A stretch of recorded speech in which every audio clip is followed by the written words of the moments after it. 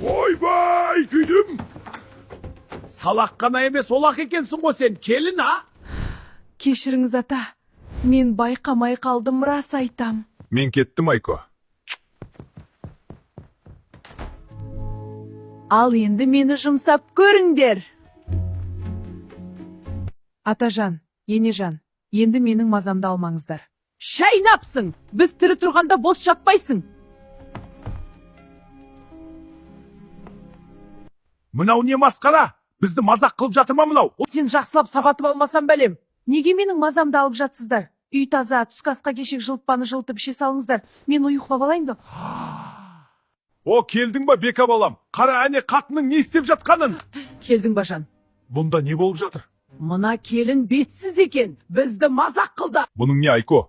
Үлкен кісілер го, бұлай жасамаңшы, кімге ерегісіп жүрсің? Мен жай ғана демалдым. Өздері ғой ұйқым қанбай оятып алған. Өздері шайларын құйып тамақты жылытып ішсе болады ғой? Сен осы үйдің келіні болғасын, сенен сондайды күтетін шығар. Сәл шыда, осы кісілерді разы қылсақ, көп ұзамай бөлек шығамыз. Жақсы, сен үшін тырысып көрейін. Тезірек бөлек шықсақ екен. Көрейік, ата енемнің де күйеуімнің сүйікті асын дайындап жатырмын. Дәмі де керемет. Енді бәрі жақсы болатын шығар.